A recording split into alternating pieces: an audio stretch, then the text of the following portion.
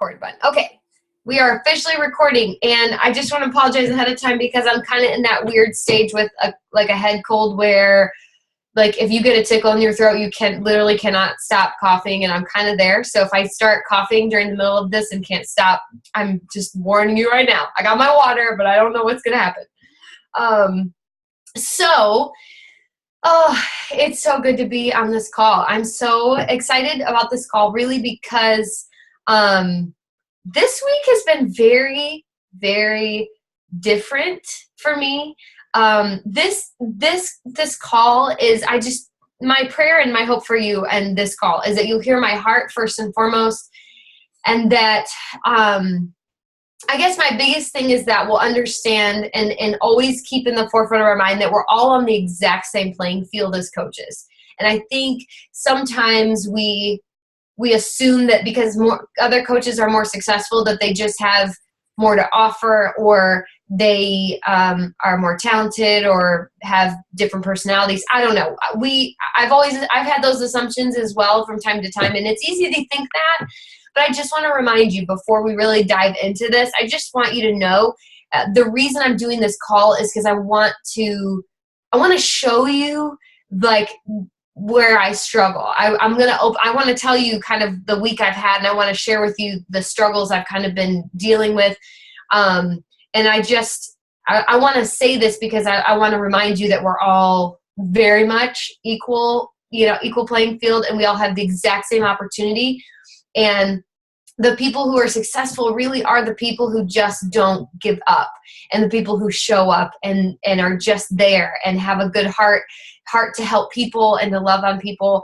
And so before I really dive into it, I just wanted to preface it with that. And but I'm excited to share my heart with you. I don't feel like I always open up, because I sometimes feel like I've got to always like be on like teaching mode, as if I know like a whole lot more than you guys do, because really I don't. I just am trying to share what I'm learning.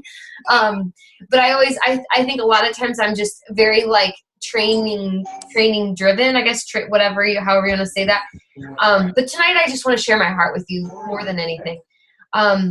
So before the topic of tonight is stay true to yourself. That's the topic. That's kind of what I want you guys to take away from tonight. Obviously, we're going to dive into that.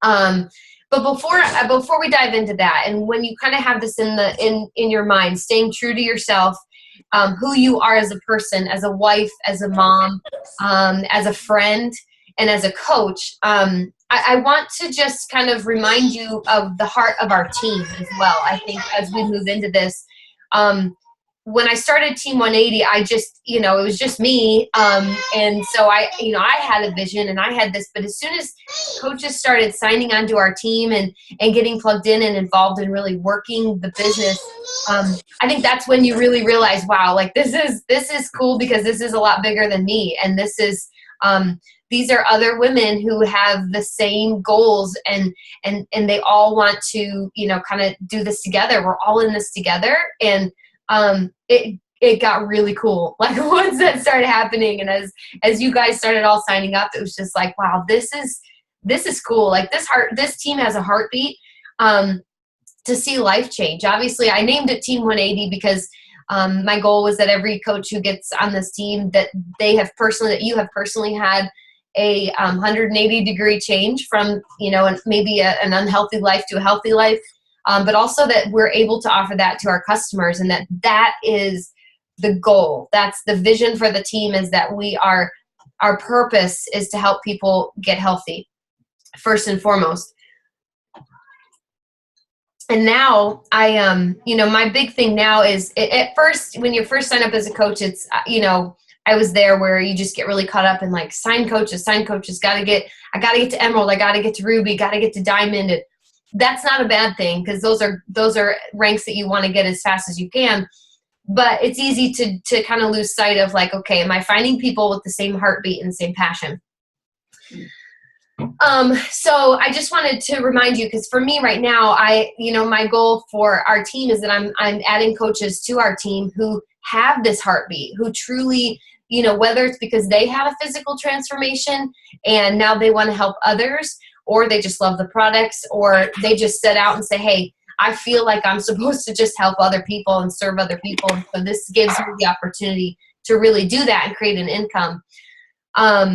So my goal, and I hope that that's your goal too, as you're signing coaches and having conversations, is that you're talking with people who are also going to be passionate.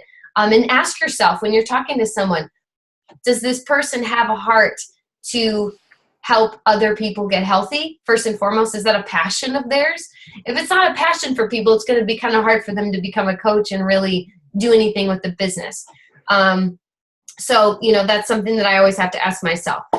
But with this idea of staying true to yourself, one thing I want to, before I kind of dive in, one thing I want to remind you of, and I want you to really focus on, is I don't want you to get lost in the crowd of coaches. When you're staying true, this idea of staying true to yourself, I want you to set yourself apart from the crowd of coaches. There's so many of us, and a lot of times we tend to start to look the same. And I think what happens is we kind of just lose sight of ourselves because we look and go, oh, wow, they're successful doing this. And, oh, man, they've got this look and they post a certain way, so maybe I need to do that because they're successful. But it may not represent us. The coolest thing about Team 180 is the fact that every coach on our team has a different story and a different background and currently have different situations and circumstances and different health stories. So we have to remember that. We can't forget it. This idea of staying true to yourself, it starts with the fact that you've got to be true to yourself, and you can't start looking elsewhere and hoping to find success doing your coaching job the way that somebody else does it just because it's a successful way. And I have to be honest that I get tripped up with this all the time, because when you're really hungry to grow an organization and to help people get healthy and to earn an income, when you're really hungry for that, the times you get sidetracked in like, ooh, that's pretty, ooh, that's shiny, ooh, this looks good, hey, she does that really well, I need to do that. Like, it's insane. On a daily basis, I'm like, bring it back in. I'm really like, focus. You don't have to add that to your plate to make yourself successful. You don't have to look like this person in order to be successful. So it's a constant battle. But that's why I feel like this topic is so important, is staying true to yourself as a coach. So this is where I want to share my heart with you, because I've had a really interesting week. And I wanted to kind of share with you what's been going on. But I've been a coach for a little over 2 years. And this has been, when I signed up, because it was my second time signing up, wasn't my first time. And the first time I was a coach, I hit Diamond the first time I was a coach. I hit it by signing up all of my friends and all of my family, like, hey, you can do me a favor, just sign up. Like, just sign up. Yeah, it's $15 a month to pay the whatever, but just sign up. Get on Shakeology. It was like literally all of my friends were coaches, and then my mom, and I think my sister, and so I was able to do it that way. But I never really built anything solid. And then when I quit, thinking not believing in myself that I had leadership capabilities, which everybody has leadership capabilities, by the way. It's just whether or not we choose to tap into that and learn and grow as a leader. And then I decided to take another opportunity that I was all completely behind the scenes. You guys know the story for the most part. And then when I came back to coaching the second time, I was like, okay, I've always been a quitter. This is it. Like this, if I don't take this opportunity, run with it, and make it something, then this is just going to be another thing that I've quit and that I've, walked away from because I didn't believe in myself, or I didn't feel like I was, or it got tough, so I just quit. And I didn't want it to be that. So I've been very, very hungry from the very beginning. But with that, as a mom, as a wife in ministry, it is extremely easy, well, it has been for me, to get sidetracked and to really, get my priorities out of whack, to where, I find myself during the day, for the probably 30th time going, Hadley, you have to stop. Wait, just give me, I have to respond to this message. Stop, and doing things like that to where it's not that's not good. As a mom, for me, what that shows her is that what I'm doing in that moment is more important than her when she's 3 years old, and she is my top priority. And as hungry as I am for this business, it that my priorities are still out of whack, because my number one priority is my family. And so this week has been a really big wake up call, because I talk to you guys all the time about balance and scheduling, and setting goals that are realistic, because you've got to keep your priorities in line. And so those are things I'm truly trying to learn and master myself. But there's been times like this where I feel like I have it together, and then all of a sudden I hit rock bottom, because I'm so upset at so-and-so for messing up my business because they dropped rank, or they quit, or, I've got customers who, blew up and got other people, like ticked off at Beachbody too. I don't know. I mean, just things. And then all of a sudden I find myself in a pit, where I'm just like, well, I'm so frustrated. And I feel like, because you're so hungry, when you're so passionate for something, it's so easy to get really discouraged. Let me just tell you what's been going on this week. Not just this week, but even before that, but this week, everything kind of came to a head, where I realized that I've become really concerned about quick growth, because my why has changed. There's been things for Colston and I where, that extra income, while it's good right now, there's things we want to do, extras, things that we want to do. And then now even some very important things that are not just dreams, but we feel called, like God's calling us to do things. And so, and having the income to be able to do that is going to make it happen. And so because that's changed, because my why has changed, I tend to just go, okay, I know what I need to do now. I just got to do it. And everything else has to just kind of back out of the way, because now I'm laser focused. But when that happens and I become too concerned about quick growth, then the most important things in my life suffer. So that's one thing I've definitely dealt with. Another thing is, like I kind of mentioned, not using my time wisely with my family. Do I know how to balance my time? For the most part, yeah. It means getting up earlier than my kids. It means only working during nap time or when they go down to bed at night. But I've allowed myself to sneak in work time throughout the day. Like I was telling you, when I would be returning a message, and then all of a sudden Hadley needs something and she's going, mommy, mommy, mommy. And I'm just like, hold on. And I just get so frustrated when she just has no idea. Like all she wants is my attention.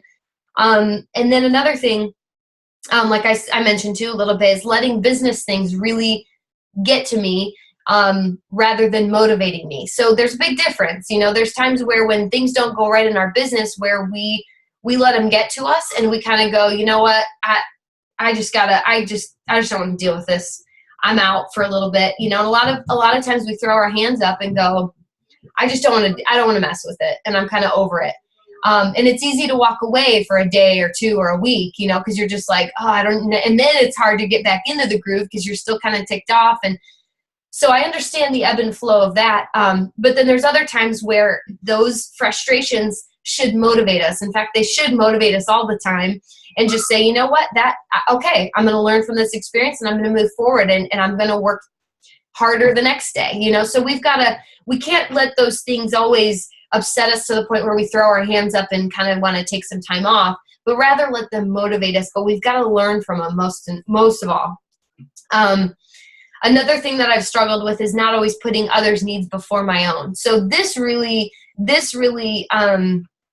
hit home for me when there were things within my business that did not work out the way that I wanted them to. I realize now, now that I'm fighting for 2-star diamond, I'm realizing that things happen, and when things fall, I find myself getting so much more frustrated because of the work I'm putting into it. And what happens is then my own needs become more important than others. And this is something I talk to you guys all the time about. And so that's why I want to be so transparent, is that I don't get this right. In fact, sometimes I do, but sometimes I really don't. And so I want you guys to know that just because I'm saying this, I don't get this right all the time. And so, there's been so many times here in the last week or two where I've definitely put my own needs before others, and definitely put my own desires before really putting the other person's needs first. And then another thing is I've let my success from week to week determine my mood. So, if my paycheck isn't as high as I want it to be, it can affect my mood, which is tough. It's hard to even admit that. But, if I have a good week financially, then I, have a great mood and, all is well. And hey, let's, ice cream's on me, guys, I don't know, something like that. But, so I've had a hard time with letting that affect my mood. And so all of those things to say, and I'm sure there's a lot more I could probably add to the list, but those are the things that really stuck out to me that I just felt like I needed to share with you guys, because just so you know where I'm at, that that this is, I'm dealing with these things, I'm working through them, I'm praying to ask, I really am asking God to kind of give me clarity and to really just kind of get my heart back in a right place. Not that it's been gone in a wrong place, but I just always want my intentions to be pure and focused. I want my purpose to be very clear, and everything I do to be aimed towards that purpose. So that's kind of what I've been dealing with. But I just want to share with you some things that I'm learning on how you can kind of avoid either being here or avoid being stuck here. And I want to use this as a learning, because I've been learning so much this week. I mean, there's just been so many things that I'm like, it's just been knocking me over the head. I mean, I literally can't even open a book without being like, seriously? We're talking about this again? Like, okay, I get it. I get that I'm struggling. So these are some things I want to share with you, because my hope and prayer is that you can learn from this. And so when you find yourself, if you're struggling with any of the things that I just listed that I've been struggling with, that you can overcome them. First of all, give yourself grace, because we're human and these things happen, but don't let yourself stay here. So number one, stay true to your brand. So you're staying true to yourself, of course, but I want you to stay true to your brand. Why? Because your brand represents you, and your brand is your story. Your brand is what you have to offer.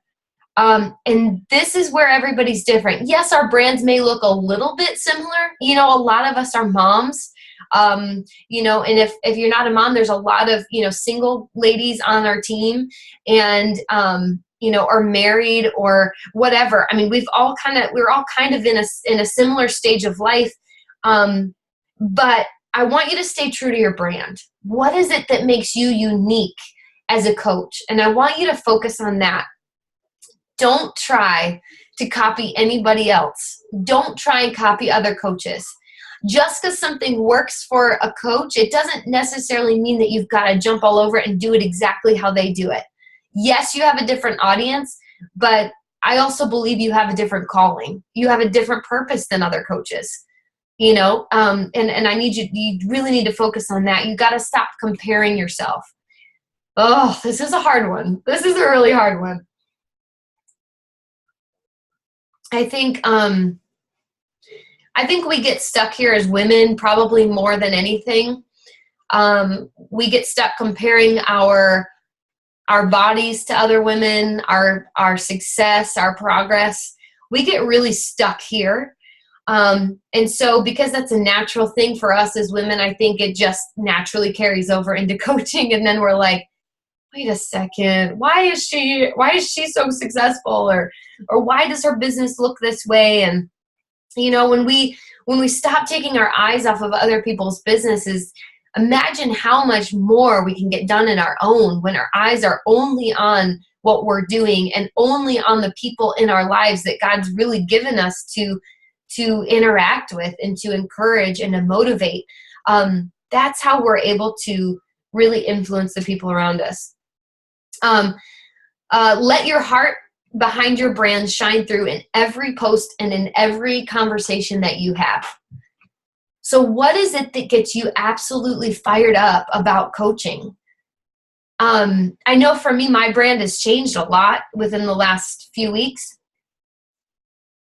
It's still Emily Copeland Fitness, of course, but my brand is really through prayer and just kind of trying to identify exactly how God could use my story. I realized that talking through Real Beauty, with my blog launch and all that, having a beauty defined fitness, my whole goal with that is to just share with other women like that beauty is not what we see on the outside at all. And that's my message. Like, that's what I want to get across is, beauty, God's given us, he created us exactly how he wants us.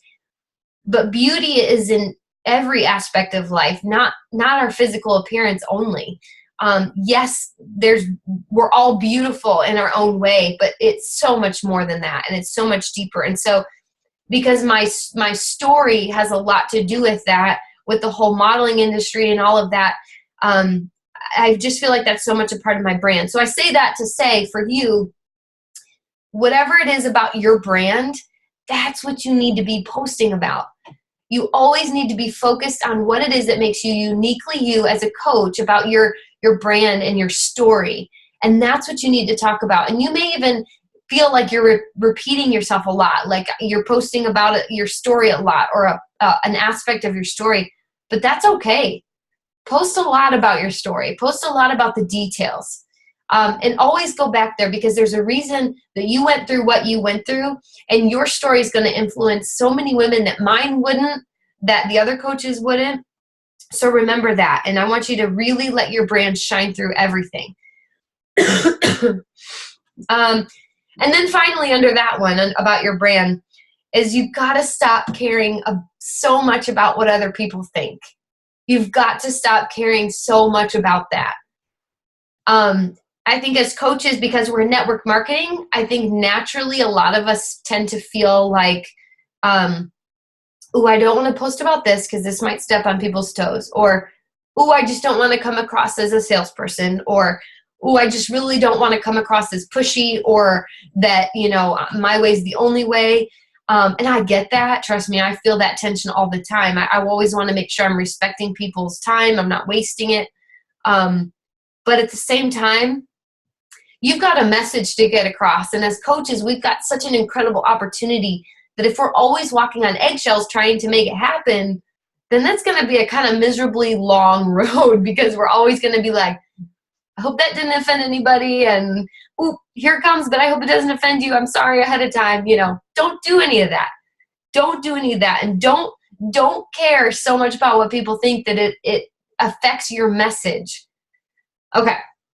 So that's that. Another way to avoid getting stuck in this place, or avoid being here even, excuse me, is to schedule a weekly gut check. This is going to be so beneficial, not just for your business, but so much for your life in general. Obviously, it's going to help your business too, but for your life in general, it's so important to schedule a weekly gut check with yourself, even if it's for like 5 minutes, where you're just writing down maybe an update of how the week went. But here's what I want you to ask yourself first and foremost. As a coach, I want you to ask yourself, this week, have my customers and my coaches' needs been my top priority? Not my own, not was I able to make the exact amount of money that I wanted to make this week? Did I get as many success club points as I was, aiming to earn this week? But I want you to ask yourself, and I want you to be honest with yourself, be truthful. Did you put your customers and your coaches' needs above your own this week? Were they a top priority? That's a question that I've really had to connect with. Because if I honestly was able to answer yes, resounding yes, like, yes, that was totally true for my life for this week, then I wouldn't be struggling with the things I've been struggling with. And so this is a question that I've got to be able to ask myself every week. And my goal every single week is to be able to say yes, a very positive yes. Another question for this gut check is, am I growing and learning how to be better every day and how to do better? Am I growing every day? As a coach, you obviously know the power of personal development, and you know this, but you've got to have that gut check, and you've got to be able to say, yes, I'm learning and I'm growing how to be a better person, wife, mom, friend. And am I being a better coach? Am I learning how to do that in the best possible way? And thirdly, because this is a question I now am going to be asking myself every week, is my success or lack of success affecting my mood? Because it may not seem like a big deal, but it is. Because if what you're able to do in your business, and if what I'm able to do or not do in my business is affecting my mood, guess who else that's affecting? My family, my customers, my coaches, basically anybody that I deal with, it's going to affect them. It changes my attitude, it changes my outlook, everything. And so if my success or lack of is affecting my mood, then I've got to change something. But let me tell you, that question goes back to, have my customers and my coaches, have their needs been met? Have they been my top priority? And if I say no, then most likely my mood's being affected because I haven't put them first. God designed us as human beings, and his calling, his greatest commandment is to love him and to love others and serve others. And so if we're not serving others, if we put our own needs and our own priorities above everybody else's, we're always going to be miserable. We're never going to feel fulfilled because we're not created to serve ourselves only. And that's definitely something that, obviously I've been dealing with this week is learning how to serve others better and how to avoid now falling into this rut of things affecting my mood, putting my own needs first. And because when I do that, it affects everybody around me. And so this is my last piece of advice, is to learn to enjoy the ride as a coach, because this is an incredibly awesome ride. I don't think you get this kind of ride when you work for somebody else. I just don't. I've worked for other people and I was never, ever this excited or pumped up or felt more accomplished when I worked for somebody else, because we're entrepreneurs. We are making it happen. Everything rises and falls on our own shoulders. And yes, that's a lot of pressure, but it's awesome, because when we're able to do things and prove to ourselves what we're capable of and help people get healthy, and when they send us those messages saying, hey, because you didn't give up, I didn't either, and I want to share with you what I've been able to do. And then you get those messages and you're like, okay, this is awesome, and it makes everything worth doing. But learn to enjoy the ride and let things go. There's going to be things, I promise you, if you've not already experienced 20 disappointments in your business, they're coming. They're coming. You're going to be disappointed at some point in time. People are going to let you down. Even the people you count on most will let you down. I know I let Michelle Myers down all the time. In fact, I don't know if you remember, but I was one of her first coaches. No, I was her first coach to sign up on her team back in 2009. She now has like 2,600 or more. I don't even know her number. But I was like her first coach. I quit. Remember, hello, if you ever had a diamond quit on your team, I think that would be a cause for a little bit of disappointment. And I did that to her. And so even the best people, even not that I was the best by any means, but even people who you can feel like you may be able to rely on, they're going to let you down. So you've got to learn to let it go. You've got to learn to let it go. And then you've got to always keep moving forward. Even if it's Thursday and your rank, you've worked really hard for the rank that you're at or a rank that you're going to be hitting, and you wake up to find that your rank has dropped because one person, wasn't paying attention or something, you just got to let it go. You have to let it go, and you have to keep moving forward, because this business is, I always say, a roller coaster. But you've got to be in for the long haul and just plan for disappointments, because they're going to come. But let me tell you, when you hit the goals that you've set out to reach and you're able to help people and influence people the way that we can and have the ability to as coaches, it makes everything worthwhile. So I wanted to share my heart with you tonight, because this isn't something I would want to sit back and pretend like I have it all together, because I don't by any means. And I hope that this was helpful just to show you, and hopefully when those times come, hopefully not soon, but if those times come for you where you're struggling with those things, you can look back and remember what you need to do to stay true to yourself, stay true to your brand. Do a gut check every week. But the biggest thing I want you to take away is to enjoy this ride, to let things go when things don't go your way, when people disappoint you, when your rank drops or your income's not as good as you want it to be. Keep moving forward, because those things are always going to change as long as you're moving forward. Things are always going to improve, but just focus on keeping your eyes forward, and you'll do incredible things. So I just wanted to share that with you guys. Thank you so much for being on live. I love you guys so dearly, and thanks for giving me 30 minutes of your time. And as always, please post any questions or comments on Team 180 for sure afterwards. But I love you guys. Thanks for being on. Have a fantastic night, and I will talk to you soon. Love ya.